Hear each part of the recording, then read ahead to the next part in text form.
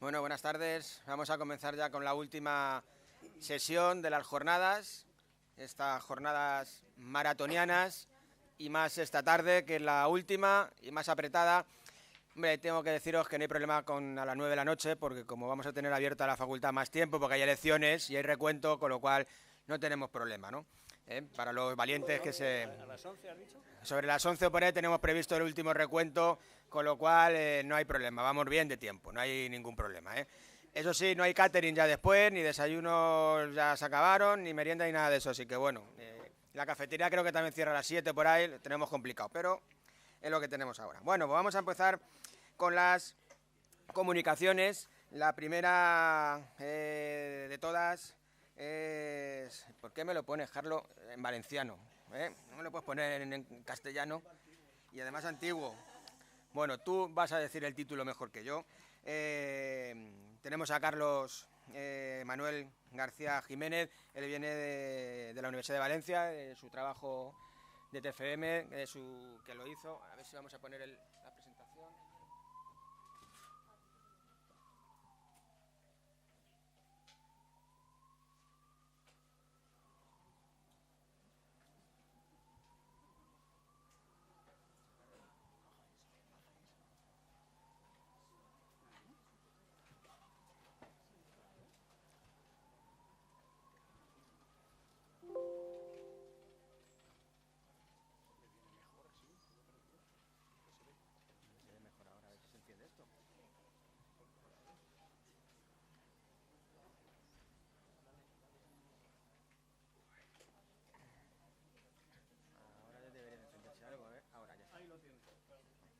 Bien, como decía, Carlos viene de la Universidad de Valencia, hizo su trabajo de fin de máster, que bueno, yo tuve el placer de codirigir y ahí tenemos pendiente todavía, estamos ahí pendientes de la firma del convenio con la Universidad de Valencia para seguir estudiando el fondo de la biblioteca, que tiene un fondo enorme, riquísimo, de los reyes aragoneses, que tienen ahí la biblioteca. Una parte ya está estudiada de las encuadernaciones primeras, las mudéjares, y nos falta la otra parte siguiente del Duque de Calabria, que es en la que está estudiando Carlos y que para mí es un placer poder presentar. Y que bienvenido.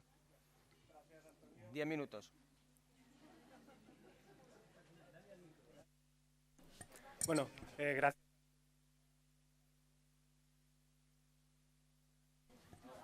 Ahora, gracias, Antonio, por la presentación. Buenas tardes. En primer lugar, queríamos agradecer a la organización que haya aceptado nuestra propuesta.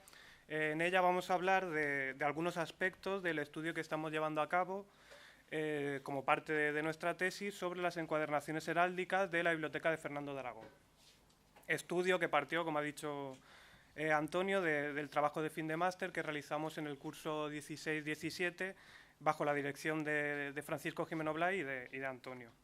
A modo de introducción y para contextualizar brevemente al personaje, hay que decir que Fernando de Aragón fue el último heredero de la dinastía napolitano-aragonesa que había sido instaurada en Nápoles por Alfonso V. En su juventud fue trasladado a la península ibérica como prisionero por Fernando II y después de un tiempo en la corte de los reyes católicos fue encarcelado durante 11 años en el castillo de Sátiva. En 1523 Carlos V lo liberó y casó con Germana de Foix, nombrando a ambos virreyes hasta su muerte en 1550.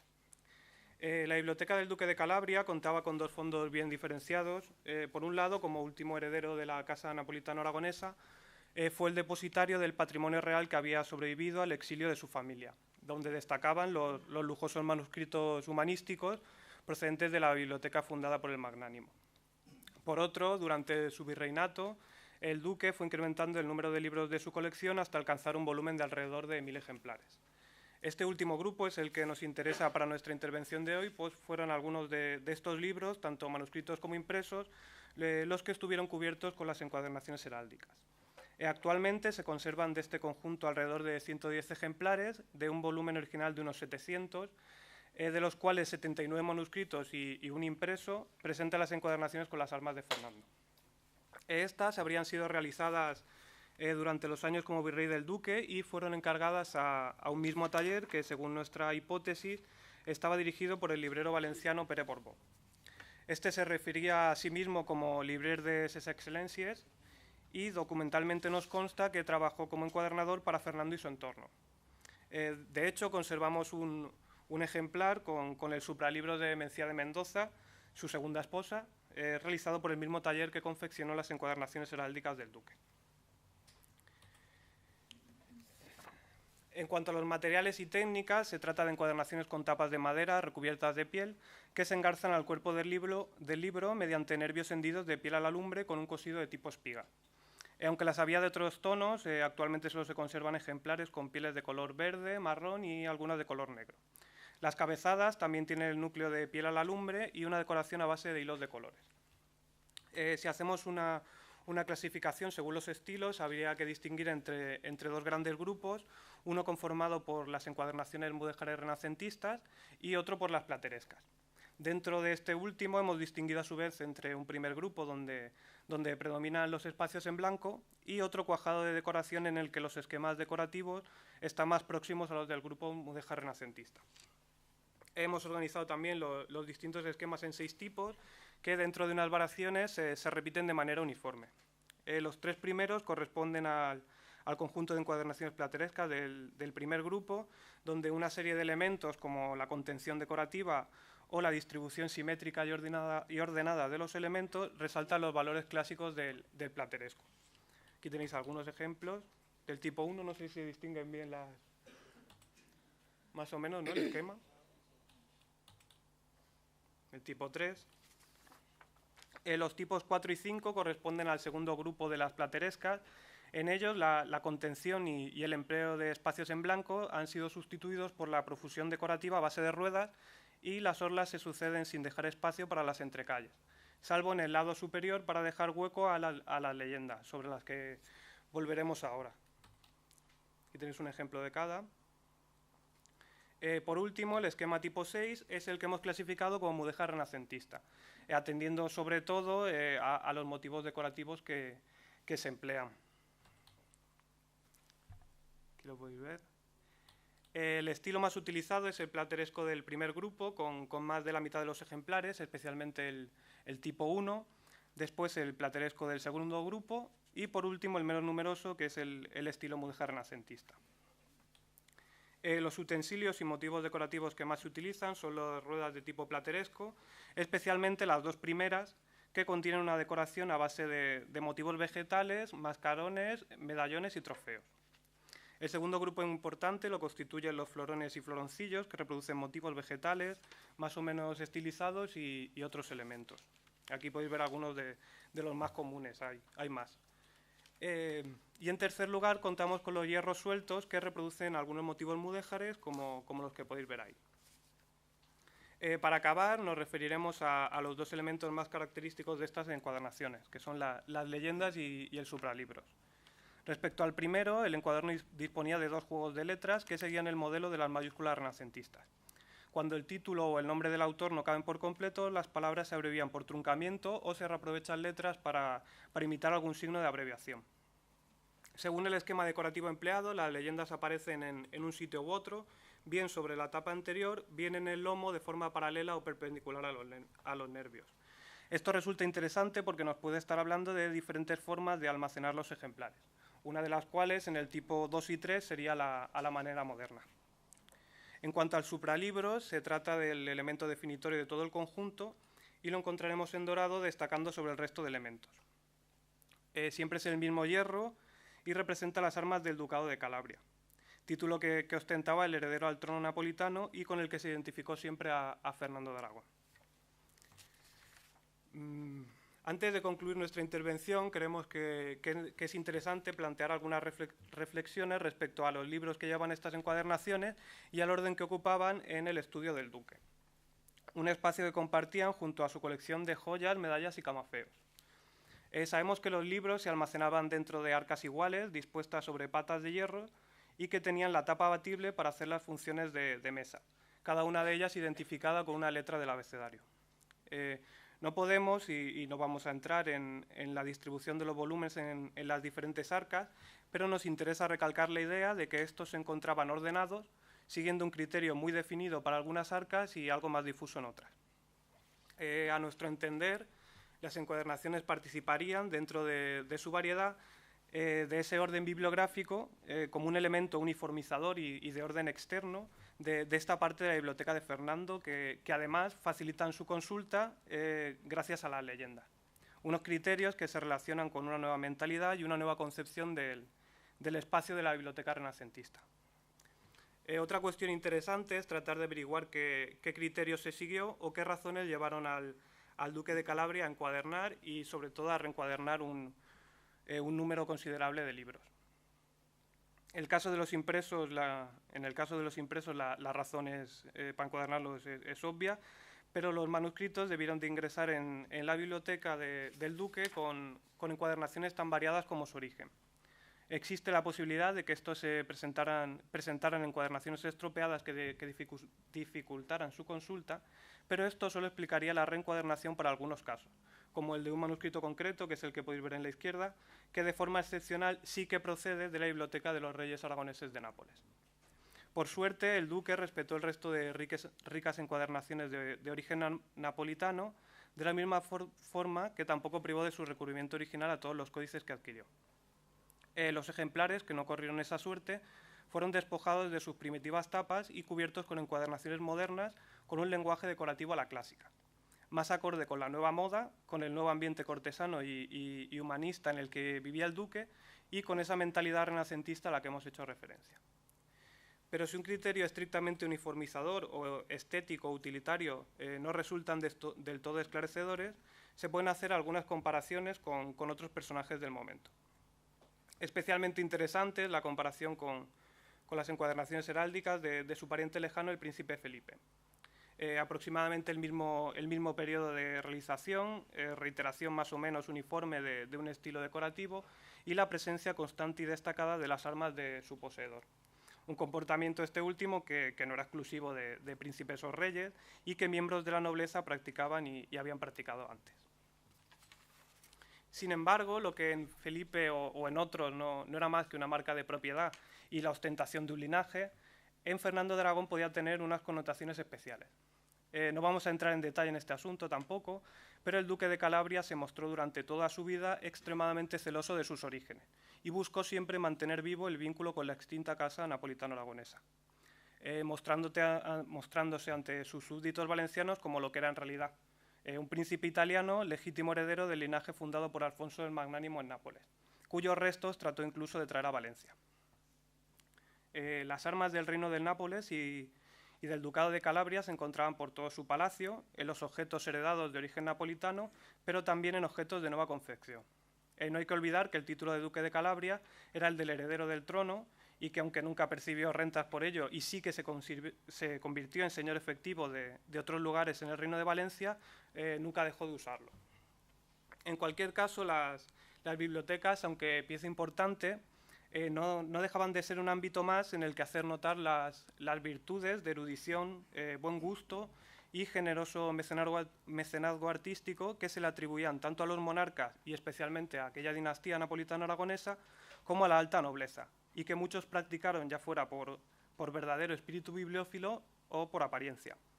Dentro de su propio palacio, la segunda esposa del duque, Mencía de Mendoza, fue una gran coleccionista de objetos de arte, reunió una biblioteca comparable a la de su esposo y actuó de comitente de manuscritos copiados e iluminados en Valencia. A pesar de ello, coincidiendo en un mismo espacio, con intereses más o menos similares y con la capacidad económica suficiente, no tenemos constancia de ningún manuscrito encargado por el duque de Calabria. Lo cierto es que la biblioteca de Fernando de Aragón se encontraba más que surtida de manuscritos de lujo y su mecenazgo en el ámbito de los libros parece que se centró precisamente en el ámbito de la encuadernación. Muchas gracias.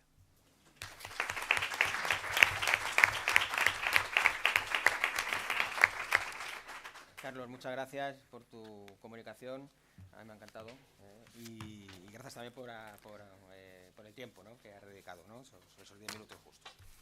Bien, pasamos a la siguiente comunicación, titulada Tesoros que guardan tesoros, restos de los inicios de la imprenta musical en España en encuadernaciones incunables. a cargo de Alicia López Carral. Ella es doctoranda de nuestro programa de doctorado de este primer año y bueno, está haciendo su tesis doctoral, está siendo dirigida por Fermín de los Reyes y bueno, pues y Benito también, y Benito Rial. Y bueno, pues ahí ya va enseñándonos algunas de las aproximaciones de su tesis que está realizando. Así que bueno, cuando quieras, Alicia.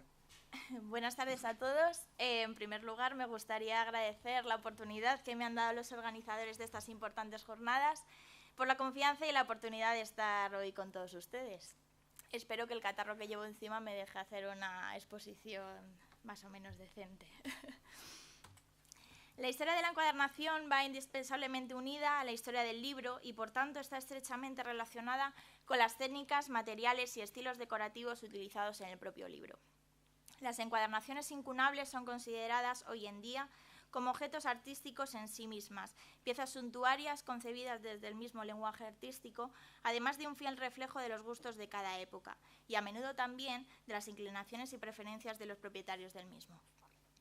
Los especialistas en encuadernaciones antiguas hispanas están de acuerdo en que numerosas encuadernaciones incunables esperan silenciosamente su catalogación en archivos y bibliotecas españolas y, en muchos casos, esperan el descubrimiento de los tesoros que guardan en sus tapas. Un cantoral o libro de coro es un libro musical de gran formato utilizado en iglesias y catedrales durante la Edad Media y el Renacimiento, aunque su técnica de confección fue similar hasta el siglo XIX. Realizados en materiales muy resistentes por su tamaño, sus hojas debían de ser de pergamino, de tal forma que para cada página de un cantoral se empleaba la piel de un animal, y para un libro entero había que sacrificar un rebaño. Hasta 90 centímetros de altura y 30 kilos de peso pueden tener estos cantorales, muchos de ellos con adornos en pan de oro y una rica iconografía.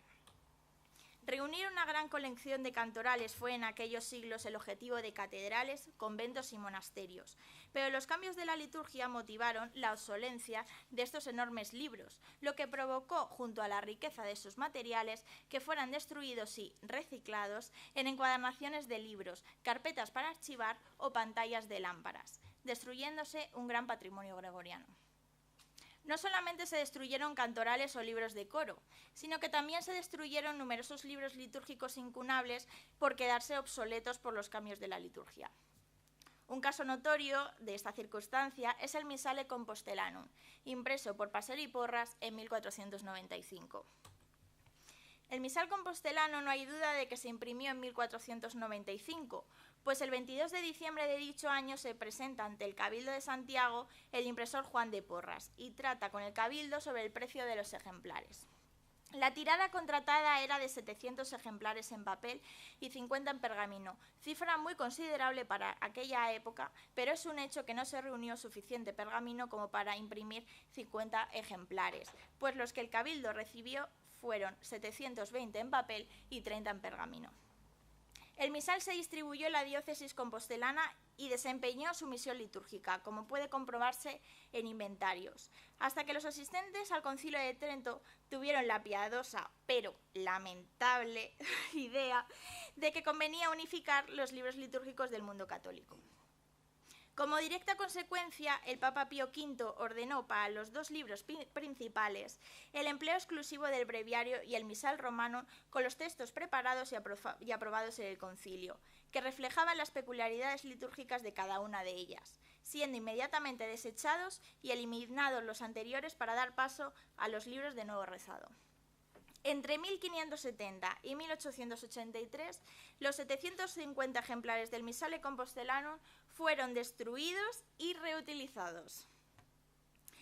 A día de hoy, y gracias a encuadernaciones de protocolos notariales gallegos de diferentes fechas contemporáneas al misal o carpetas de folletos e informes, se han podido identificar 94 hojas del mismo, dando la posibilidad, en parte, de reconstruir el ejemplar eternamente perdido.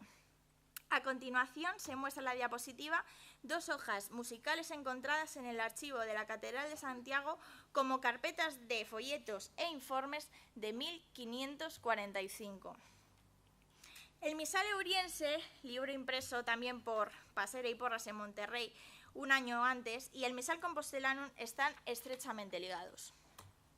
Gracias a las encuadernaciones incunables de los archivos gallegos, conocemos 94 hojas de una edición que tendría alrededor de 300, y que a través de ellas y de su comparación con el Misal Auriense podemos concluir que su estructura era análoga a la de este y externamente gemelo al mismo, como podemos observar en el cuadro de la diapositiva. Además, me gustaría que se fijasen en que del calendario, de momento, no se ha encontrado ninguna hoja. Es un dato importante para el desarrollo de la ponencia, que luego lo voy a detallar. Además, las hojas musicales que anteriormente he presentado forman parte del ordinario de la misa. Además, tipográficamente son casi idénticos, ambos en tamaño en folio, con las mismas medidas de caja de impresión, a 2 columnas de 32 líneas, y la tipografía empleada en ambos la forman 2 tipos góticos, 112G y 153G, unificados a la segunda medida. En estos misales no solamente están estrechamente relacionados por el contenido, sino también por la encuadernación y por lo que ésta ha aportado a la historia. Como he comentado anteriormente, gracias a estas 94 hojas descubiertas en encuadernaciones, se ha podido reconstruir parcialmente lo que fue un ejemplar de 300 hojas. Y, gracias a la encuadernación del Misal Auriense, se ha podido reconstruir las técnicas de impresión musical incunables realizada por Passer y Porras en la península, pues, además de albergar en su encuadernación hojas de cantorales, contiene hojas de prueba de estampación, y entre ellas una prueba de estampación musical y una prueba del calendario que no se ha encontrado todavía. Además, es una prueba de estampación del mismo Misale Auriense, del cual se ha encontrado esta prueba de estampación en su encuadernación. Como dato curioso, en el archivo de la Catedral de Santiago se hallan 9 hojas de este misal, de las cuales 2 hojas en pergamino siguen a día de hoy encuadernadas. Las mismas, aparte de ser unas hojas imprescindibles en la reconstrucción del desaparecido misal, son guardas de un informe impreso sobre el voto de Santiago que se atribuye al canónigo Diego de Soto, que en 1545 es promovido a obispo de Mondoñedo. Para contextualizar la importancia de este descubrimiento, mencionado de pasada por Ignacio Cabano, cabe mencionar que los primeros impresores en toda Europa tuvieron un especial problema en la impresión de la música, lo que provocó que el desarrollo de la imprenta musical evolucionara de forma irregular y al margen de la impresión de textos. El descubrimiento de la prueba de estampación musical, única que hasta el momento he encontrado y que muy amablemente me ha cedido el archivo de la Catedral de Orense y el Museo de Orense para su investigación, permite, en primer lugar, estudiar con detenimiento los pasos realizados en el proceso de impresión musical en los primeros años de la impresión musical en España y en ese mismo misal, ya que dicho misal es uno de los primeros ejemplares que contiene música impresa. En segundo lugar, permite reformular y reconceptualizar las técnicas de impresión musical en el periodo incunable. Y en tercer lugar, permite arrojar conclusiones sobre las generalidades escritas hasta el momento sobre este tipo de imprenta. Como conclusión, las encuadernaciones, cuya función principal es la de preservar y conservar el ejemplar, en numerosas ocasiones conservan documentos de incalculable valor en sus tapas. En definitiva, tesoros que guardan tesoros. Documentos que en numerosas ocasiones dan un giro a las investigaciones anteriormente publicadas. Gracias a las encuadernaciones no solo se ha podido reconstruir parcialmente ejemplares totalmente descuartizados o recuperar hojas de cantorales de música litúrgica cuyas hojas, con melodías únicas, han acabado expoliadas o destinadas a cualquier uso como si fueran papeles inservibles, sino que se ha podido conservar testimonios de gran valor para la historia de la imprenta y en especial para la historia de la imprenta musical en España. Testimonios que ayuden a suplir las escasas investigaciones realizadas sobre este tipo de imprenta. Muchas gracias por su atención.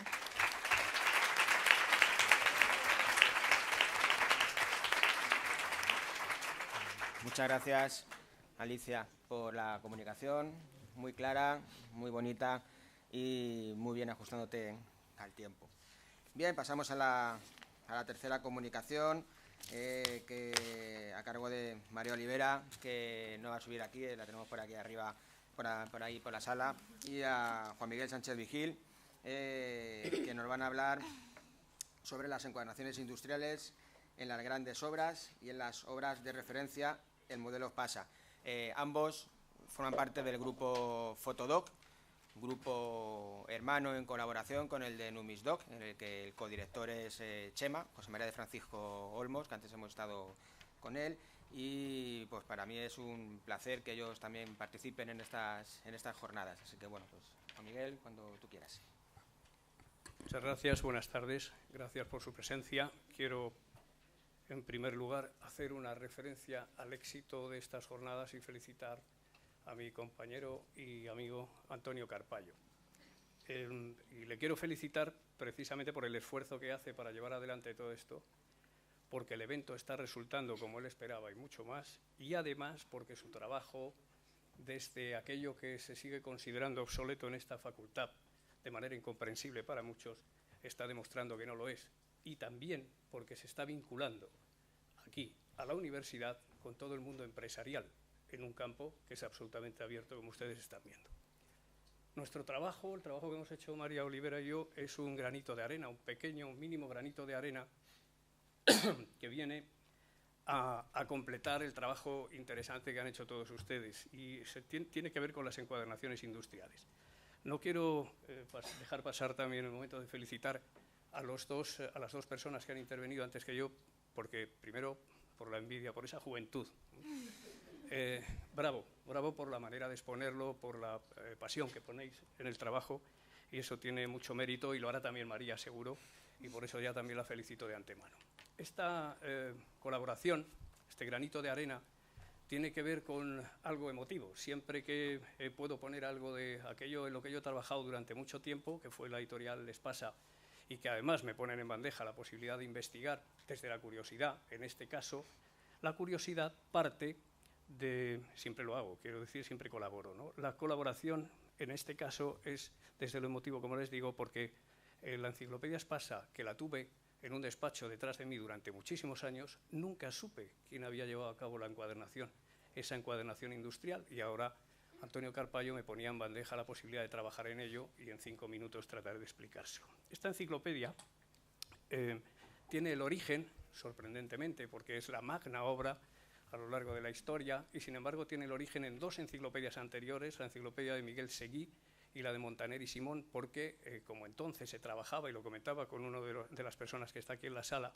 antes de comenzar el evento esta tarde, se trabajaba simplemente recortando fichas y redactándolas, y las fichas se tomaban de fuentes anteriores. La enciclopedia Seguí y la enciclopedia Montaner y Simón fueron la fuente de la enciclopedia Espasa en principio, que luego se fue evidentemente enriqueciendo con la colaboración de muchísimos intelectuales. Las pretensiones que se tenía al encuadernar, estos son datos sacados de la propia información, de los datos que se conservan de las fuentes de la propia enciclopedia, eran esas que les aparecen a ustedes aquí, que yo no voy a leer, sino simplemente resumir, por eso ponemos los PowerPoint. Había una intención de preservar la obra en el tiempo, porque la enciclopedia Espasa se imprimió y se vendió en fascículos, y se vendía en fascículos para fidelizar a los lectores. Una vez que tienes fidelizado al lector, cuando tienes un conjunto de fascículos, evidentemente se encuaderna. Pero además se descubre a finales del siglo XIX que las personas que están comprando las enciclopedias no solo tienen el interés por el contenido, sino también por el continente, y que la forma, el objeto como artefacto, hecho con arte, tiene tanto interés para un tipo de público como puede serlo el contenido. Y a partir de ahí, la encuadernación industrial, no solo la encuadernación manual, sino la industrial, empieza a tener muchísimo cuidado en cómo presentar esas obras, sobre todo las obras de referencia. Y les sorprenderá, como me sorprendió a mí, encontrarnos con datos muy interesantes que los he sacado del propio artículo encuadernación. Si ustedes leen el artículo libro dentro de la enciclopedia, verán que tiene casi 30 páginas y que es de erudición, pura erudición. Si leen el artículo encuadernación se sorprenderán igual, porque da una información extraordinaria. En ese artículo de encuadernación nos dice que los centros de producción son estos que aparecen arriba, sobre todo las imprentas y talleres alemanes, y además algunos de Estados Unidos, y se cita concretamente Nueva York.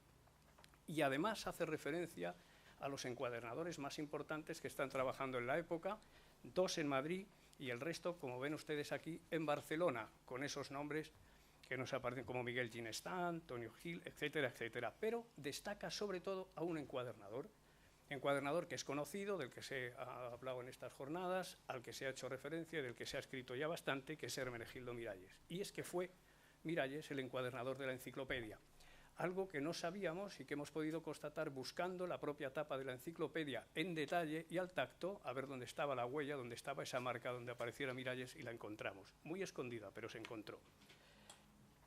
La enciclopedia empieza a publicarse en el año 1905, en fascículos, y el director de la enciclopedia, el director artístico, es Miguel Utrillo, un modernista muy importante.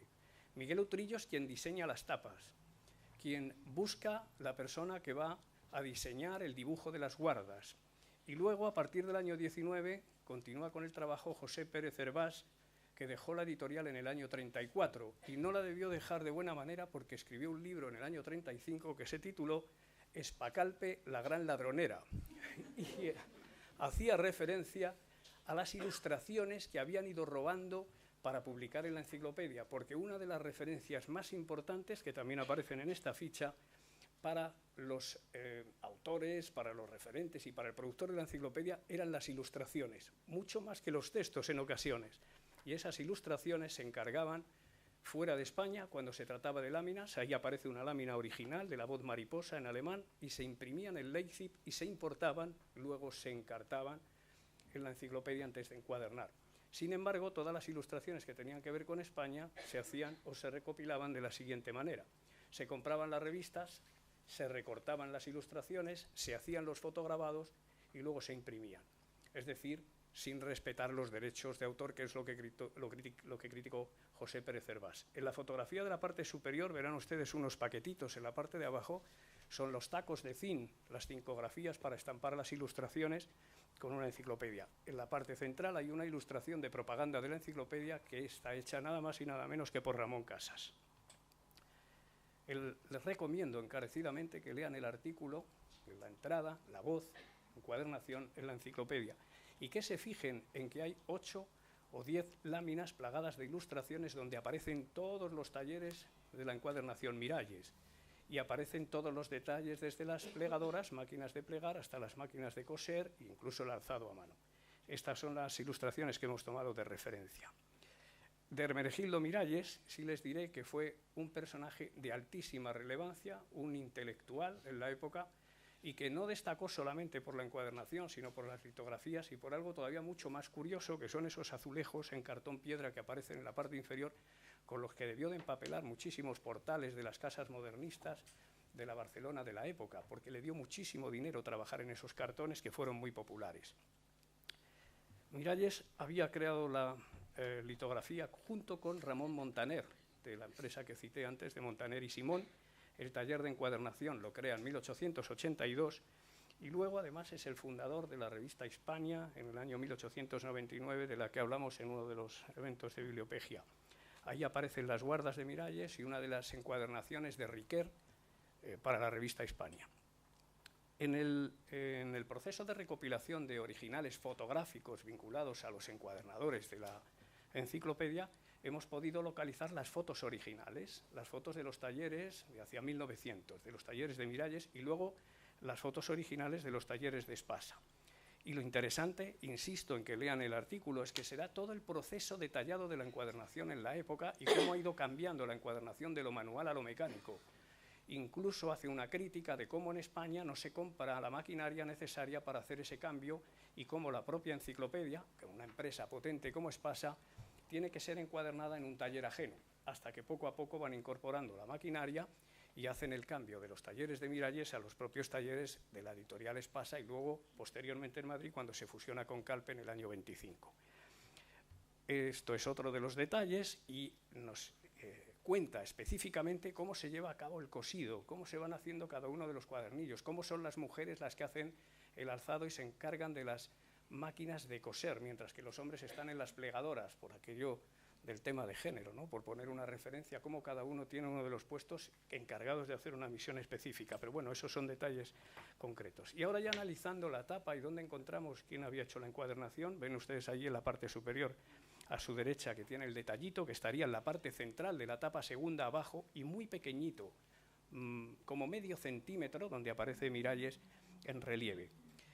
Las características específicas de lo que se estampa en el lomo, en la tapa 1 y la tapa 2, son, en el caso de la ilustración, dos diseños concretos. En el centro y en la parte superior del lomo, vienen al centro y ahora vayan a la parte superior, una Palas Atenea, que está diseñada por Riquer, y en la parte de la segunda tapa y al centro va otro logotipo diseñado también por modernistas, donde aparece una especie de esfera o de bola del mundo con los mapas, con una S de siglo y además dos X que no se ven bien aquí, pero que cuando uno mira la enciclopedia en detalle, es el siglo XX, están adelantándose, porque en aquel momento era, digamos que la obra más importante que se ponía en marcha, la enciclopedia Espasa, y así ha sido al final por la riqueza de contenidos con 117 tomos actualmente. Las guardas, en detalle, son así. El logotipo de Atenea es de Riquer, está en el centro, y aparece además ahí entrelazado una H, una J y una E, que son las iniciales de la familia Espasa. Hijos de J. Espasa, José Espasa,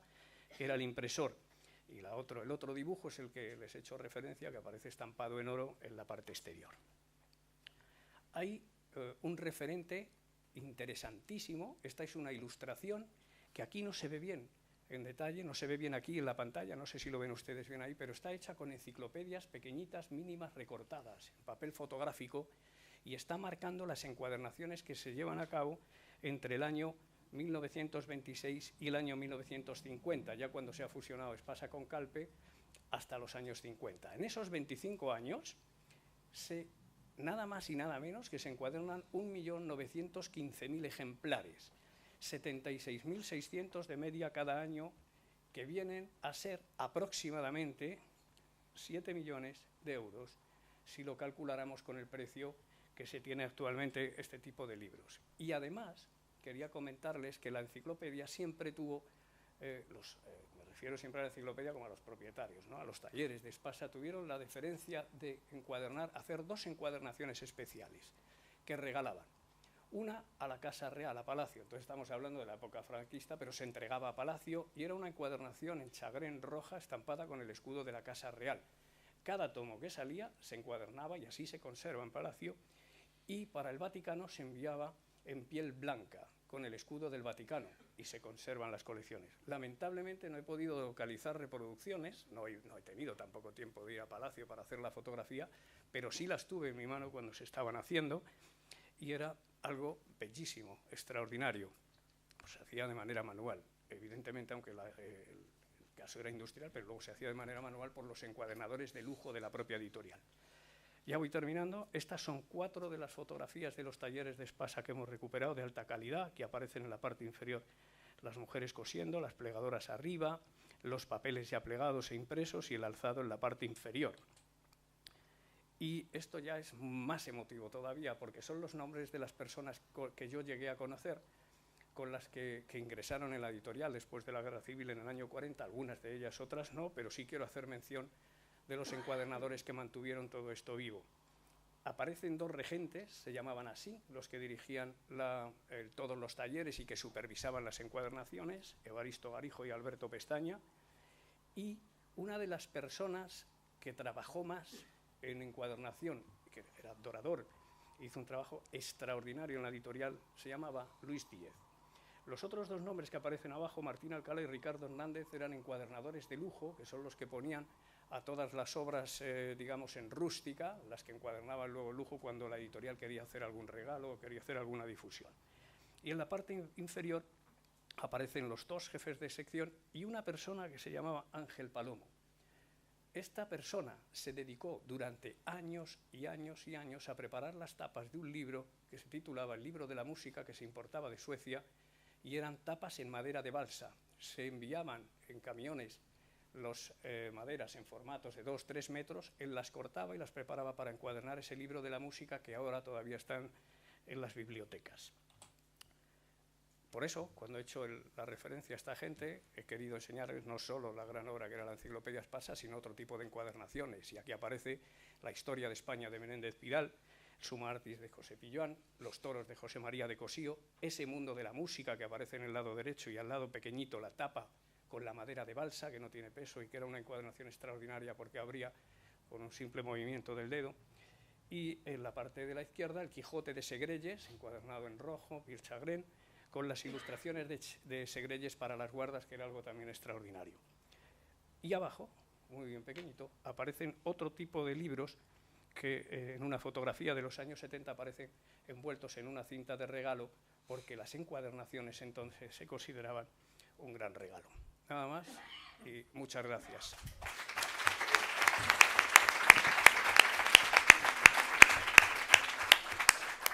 Muchas gracias, Juan Miguel, María, por vuestro trabajo. Como ven, no todos son encuadernaciones del siglo XV, siglo XIV, encuadernaciones griegas, también las encuadernaciones modernas, contemporáneas, del siglo XX, del siglo XXI incluso, las de Art Deco, tienen cabida aquí.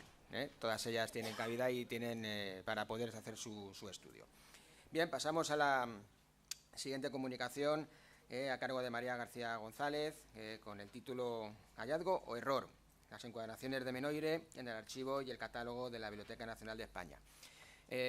María también es doctoranda del programa de doctorado de la Facultad de Ciencias de la Documentación y le codirigimos su tesis doctoral Fátima Martínez Judero y yo mismo. Ella hizo también su máster aquí en la facultad y su TFM sobre la familia Menoire.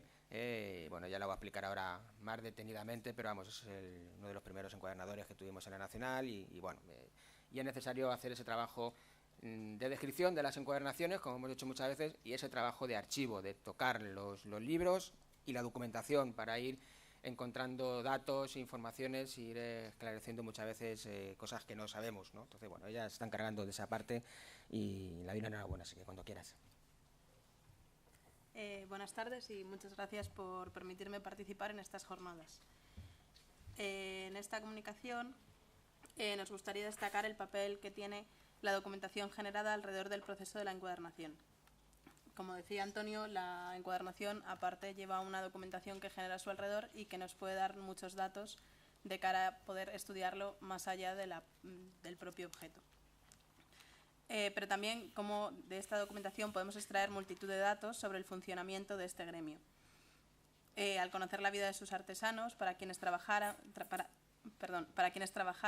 yendo más allá del estudio de la encuadernación como mero elemento decorativo o como elemento protector del texto. Sin embargo, nuestras investigaciones desde este punto de vista no siempre aclaran lo que ya sabíamos o confirmaban lo que suponíamos. En algunas ocasiones nos abren nuevas posibilidades que nos pueden llevar a nuevas investigaciones. Los Menoire son una familia de encuadernadores que trabajaron en la ciudad de Madrid durante los últimos años del siglo XVII y los primeros del XVIII. No está clara su procedencia, aunque podría tratarse de una familia de origen francés por el apellido, básicamente. Lo que sí está claro es que tuvieron relación, al menos laboral, con la corte de Felipe V. Son varias las generaciones que trabajan con el monarca, ya que sabemos que el taller pasa al menos por 2 generaciones de la familia. Y los títulos se van heredando de padres a hijos, esposas, pero actualmente no tenemos claro qué termina sucediendo con el taller de los Menoire. El apellido, desde luego, se pierde en algún punto. Los nombres de los Menoire, como decíamos, tanto hombres como mujeres, aparecen en diferentes documentos, tanto del Archivo de Palacio, pero también de la Real Librería, actual Biblioteca Nacional. La relación entre Palacio y la Real Librería es evidente durante sus primeros años, ya que es el propio Felipe V quien funda esta institución. Pero en esta comunicación vamos a centrarnos en los papeles de la actual Biblioteca Nacional. Como comentábamos en la introducción, son diversos los datos que podemos hallar entre los papeles de esta institución. Algunos los encontramos de forma implícita, es decir, pone de forma directa la información que nosotros extraemos, como por ejemplo el precio o los materiales con los que se encuadernan los libros. Pero en otros casos la información la extraemos deduciendo a través de diferentes elementos que aparecen en los documentos. Un ejemplo bastante sencillo de esto lo encontramos revisando los encargos del Archivo de la Biblioteca Nacional. Francisco Manuel Menoire firma el recibí cada vez que la biblioteca paga por sus trabajos. Pero a partir de una fecha, en este caso abril de 1723, es su mujer quien empieza a firmar estos documentos como viuda de Juan Francisco Menoire o como Francisca Guzmán. Esto nos da un dato aproximado de en qué tomo debemos comenzar a buscar en los protocolos notariales el testamento de Juan Francisco Menoire. Es decir, la documentación es un hilo del que ir tirando, para conseguir datos que nos lleven a nueva información, que a su vez nos lleva a nueva documentación, la pescadilla que se muerde la cola. Sin embargo, en ocasiones no es tan sencillo, y llegamos a algunos puntos en los que es difícil continuar, o por lo que necesitamos hacer una pausa para poder conseguir, y os pondré un ejemplo de esto. Dentro de mi proyecto de tesis, una de los muchas labores que están previstas desarrollar y que estamos desarrollando es la identificación del mayor número de ejemplares encuadernados por la familia Menoire, con el fin de establecer unas pautas generales que nos sirvan para poder identificar otras obras del mismo encuadernador, aunque no tengamos documentos de archivo que lo constaten. Cuando conocemos una o varias encuadernaciones de un encuadernador, podemos buscar los hierros que coinciden o la forma de aplicarlos, o técnicas de encuadernación que sean similares. De este modo, es más o menos sencillo identificar las encuadernaciones. Pero cuando no conocemos ninguna encuadernación, no nos queda otra que recurrir a los papeles de archivo, como decíamos. En este caso, a los encargos que se conservan en el archivo de la Biblioteca Nacional. Tenemos la suerte de que estos encargos aún se conservan y recogen una gran cantidad de datos. En algunos casos solo tenemos parte del título, el tamaño del libro, el autor o datos sueltos.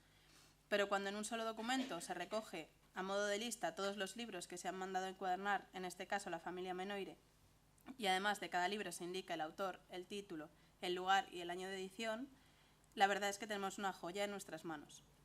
No quiero decir que sea sencillo, de hecho es bastante laborioso, pero al menos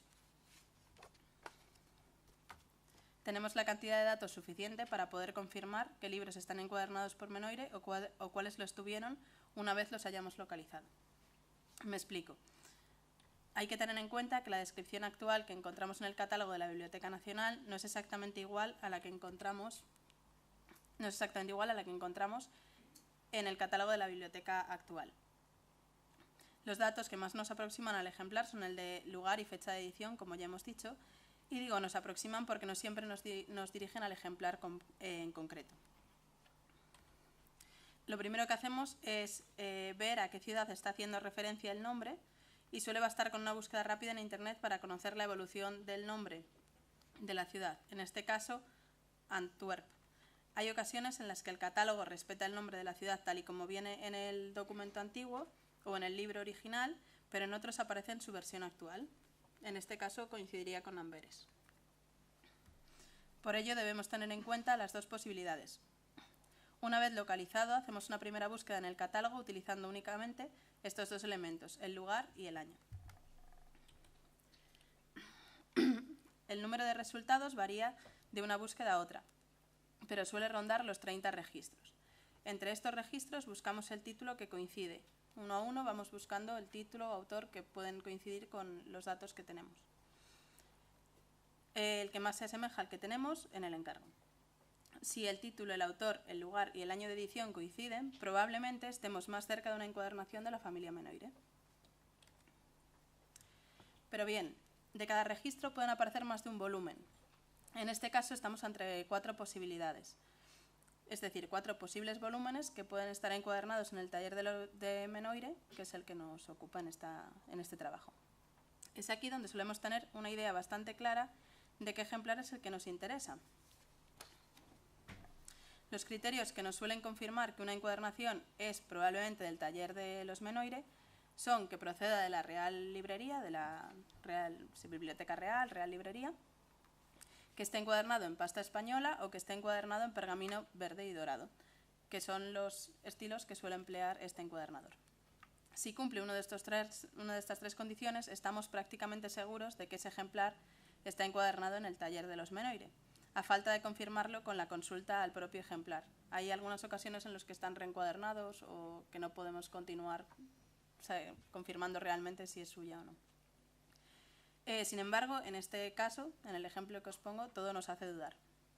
Como decíamos, sabemos que la familia Menoire encuaderna para la Real Librería desde su creación, y al menos hasta 1730, por lo que una buena forma de decidir qué libro es el que buscamos es que en su descripción nos indique su procedencia. Es decir, BR, como veis no sé dónde está, aquí, ¿vale? Es la marca que suelen tener. Pero en este caso son 2 los libros que tienen esta denominación. Otra característica, ahora que tenemos localizadas varias encuadernaciones de los Menoire realizadas en la Biblioteca Real y que coinciden los datos bibliográficos, es fijarnos en su aspecto físico, bien pergamino teñido en verde o pasta española, quizá cortes jaspeados en algunas ocasiones. De nuevo nos encontramos ante 2 posibilidades, que sería la segunda, que tiene cortes jaspeados, y la tercera.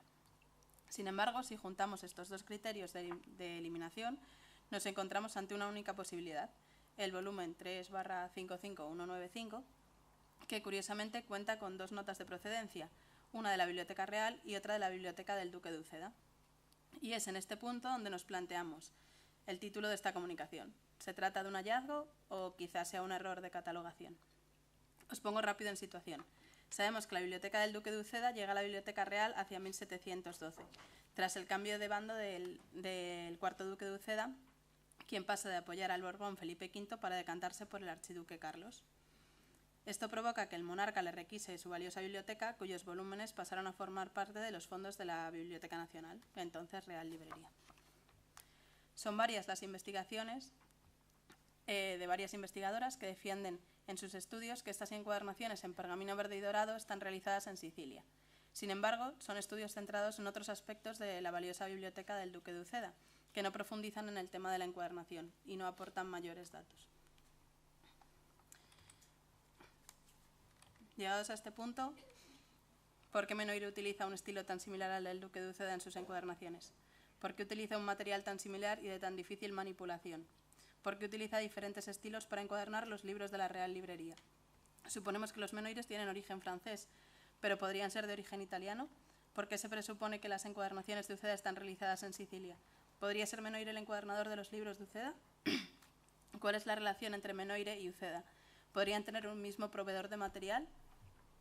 Por ahora no podemos dar respuesta a todas estas dudas, pero esperamos poder solucionarlas pronto para una explicación a esta posible relación entre 2 personas de la historia que hasta el momento pertenecían a 2 mundos sin conexión. Muchas gracias.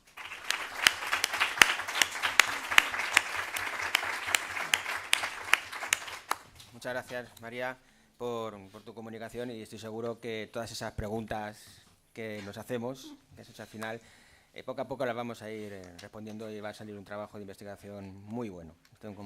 Tanto Fátima como yo estamos convencidos de eso, de tu buen trabajo, y además sabemos que lo disfrutas, con esta investigación, con la documentación y con los libros en la Biblioteca Nacional. Así que, bueno, perfecto.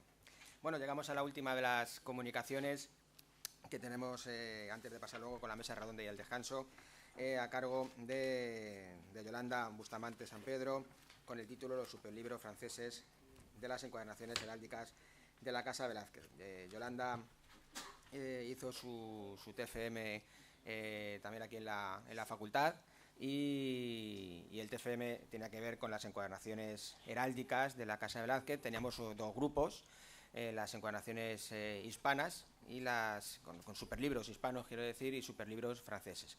El trabajo sobre los superlibros hispanos ya lo llevamos a un congreso internacional que se hizo a finales del año pasado en Coimbra, un congreso internacional sobre heráldica y genealogía, junto con el profesor José María de Francisco Olmos y conmigo. Llevamos esa comunicación que salió muy bien, y ahora tenemos preparado esta segunda parte de ese trabajo de investigación, y que, bueno, que seguiremos haciendo más cosas. Así que cuando quieras, Yolanda.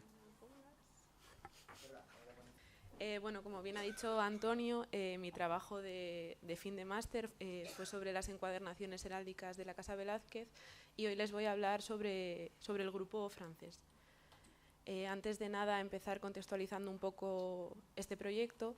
La Casa Velázquez nace a principios del siglo XX como parte de una política de acercamiento entre Francia y España. Fue concebida como una residencia para jóvenes investigadores y pronto se convirtió en un centro de referencia. Muestra de esto es precisamente su biblioteca, especializada en el área cultural hispánica e ibérica, con más de 120.000 volúmenes. Aparte de estos volúmenes, tiene una sección de fondos especiales con obras posteriores al siglo XVI o que tienen algún tipo de valor especial, y precisamente en este grupo se encuentran las encuadernaciones heráldicas que hemos estudiado.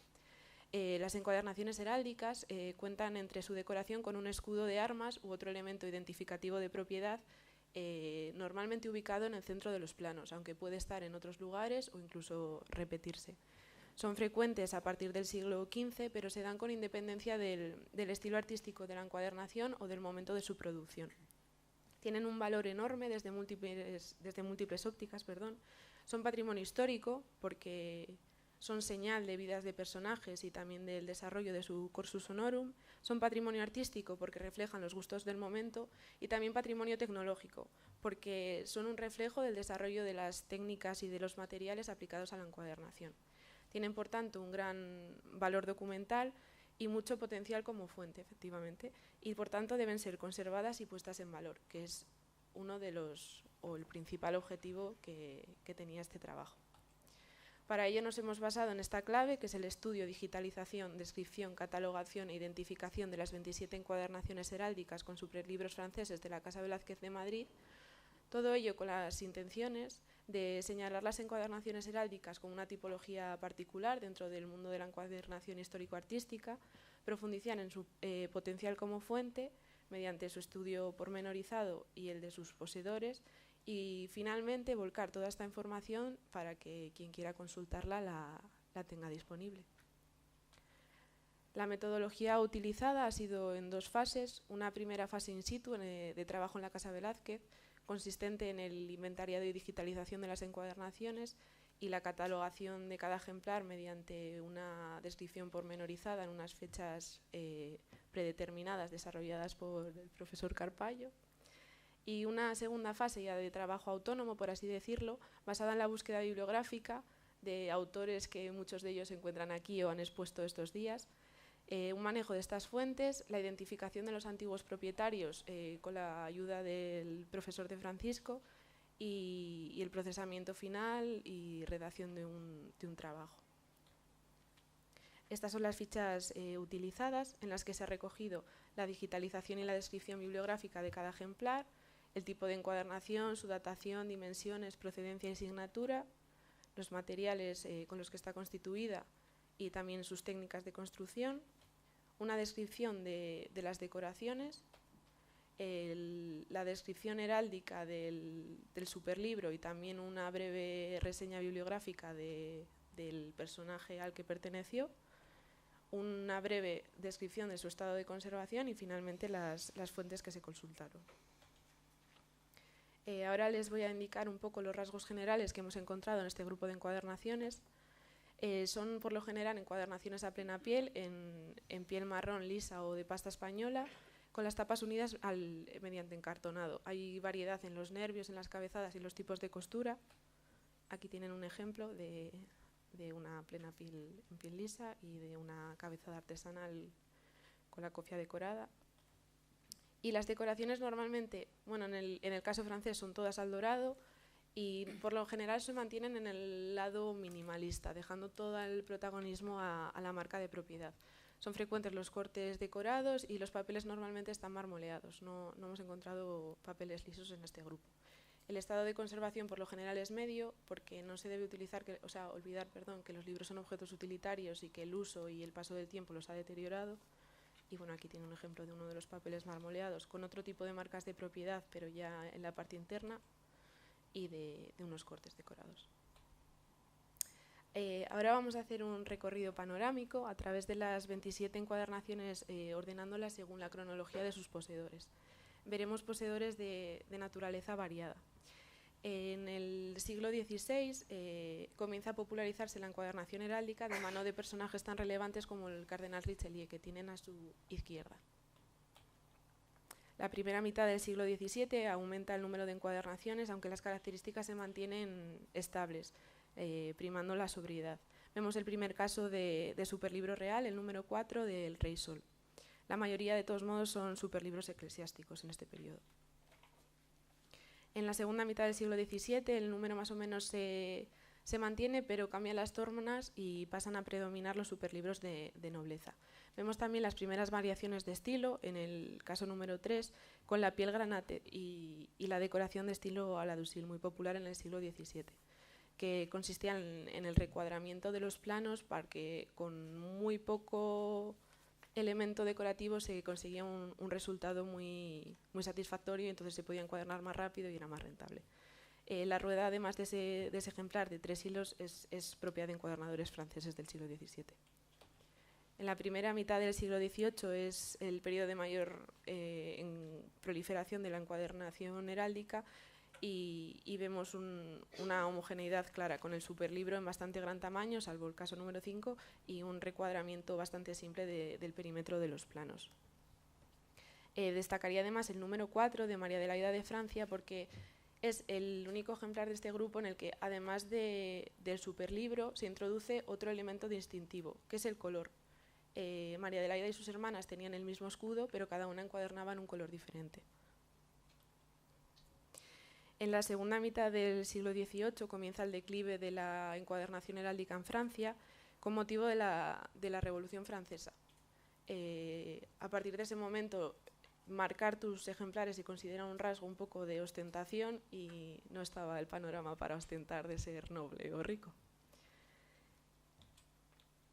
El siglo XIX se mantiene esta escasez con solo 3 ejemplares en todo el siglo, que ya veíamos que se causó con la Revolución Francesa. Son además 3 casos particulares: primero un superlibro compuesto matrimonial, el superlibro de una ciudad en lugar de una persona o de una familia, y finalmente el superlibro de la familia de los Amelot, que además indicar que este ejemplar es muy representativo no solo del grupo francés, sino de todos los que vimos, porque a partir de la segunda mitad del siglo XIX se produce a un incremento mayor del minimalismo, se reduce el tamaño de los superlibros, y este es el tipo de decoración casi nula que predomina en encuadernación heráldica, como signo de modernidad.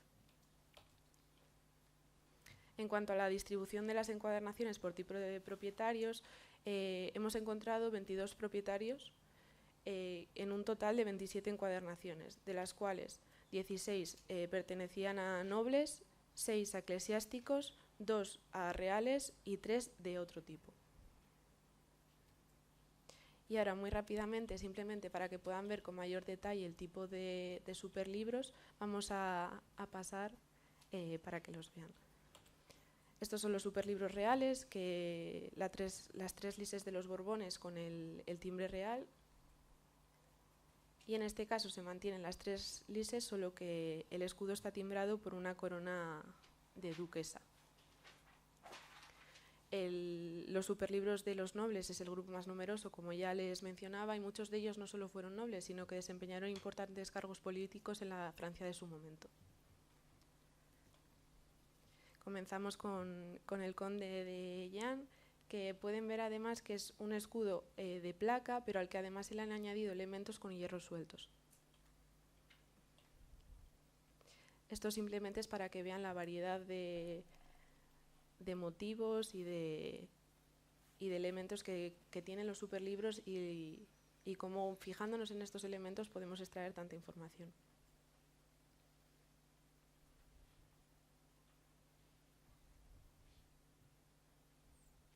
Bueno, mencionar que fue secretario de Estado de Luis XV.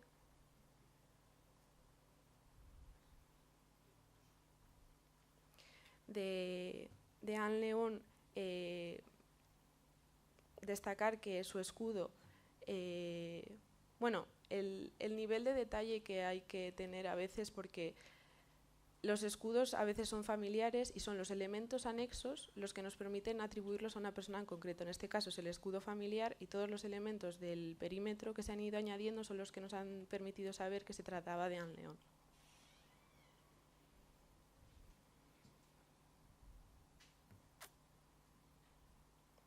Y acabo, lo siento, es el grupo más largo. Un escudo matrimonial compuesto, y el escudo de la familia de los Amelot. Los superlibros eclesiásticos tienen todos características muy similares, son ovalados y rebordeados como símbolo del carácter sacro del poseedor. Están timbrados por el capelo indicativo de que eran hombres de la iglesia, y los elementos laterales que ven, esas borlas, el número de borlas indicaba el cargo en la jerarquía eclesiástica que desempeñaba el propietario.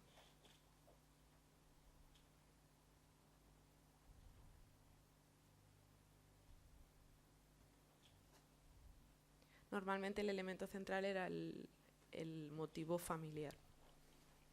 Y luego, finalmente, como otro superlibro, es el de La ciudad de Rubén, que, como les mencionaba, es interesante porque no hace referencia a una persona física, sino a una entidad, por así decirlo.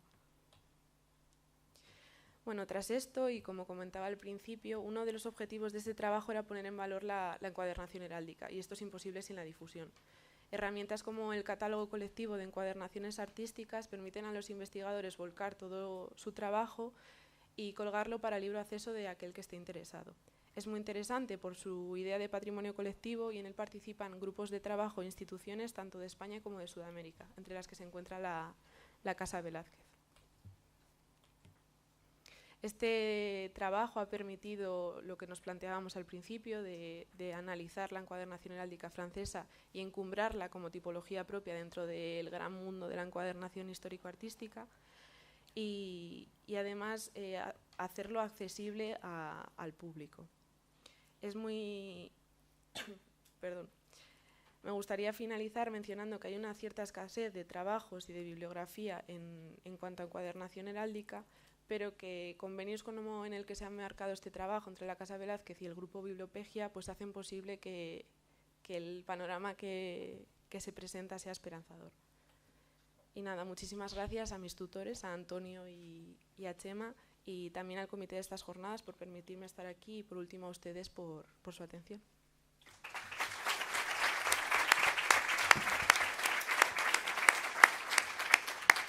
Muchas gracias, Yolanda. Antes en la mesa redonda que hemos tenido de heráldica hemos estado comentando lo de los escudos matrimoniales, si bien recuerdan, y de los elementos anexos al escudo que nos hacían definir a qué persona de esa familia correspondía. Y entonces, bueno, pues eso también lo hemos ido antes viendo. Bueno, ya para finalizar con la mesa, con las comunicaciones y pasar a la mesa redonda, para mí es una gran satisfacción ver el gran número de investigadores jóvenes que se interesan por los libros raros, antiguos, modernos, del siglo XX, del siglo XXI. No todo tiene que ser del siglo XV, también del siglo XXI. No todo eso es antiguo, también eso es moderno. Y también se utilizan las nuevas tecnologías, todo ese tipo de cosas que son necesarias para poder trabajar en este tipo de campos, ¿no? La heráldica también estamos viendo que tiene su apartado poco a poco. Decíamos esta mañana que necesitábamos cantera de personas que quieran saber más sobre heráldica y que quieran investigar sobre el tema. Bueno, pues vamos teniendo poco a poco muestras y trabajos que se van realizando. Y también la música. Hemos visto de Alicia su trabajo que está haciendo sobre los incunables musicales, tema en el que también está incluido el Grupo Bibliopegia, que es una de sus líneas de investigación, el trabajo sobre la música por parte de los dos directores que hemos visto y de la compañera Esther Burgos. Así que bueno, para mí es una satisfacción haber estado con estas comunicaciones en esta mesa.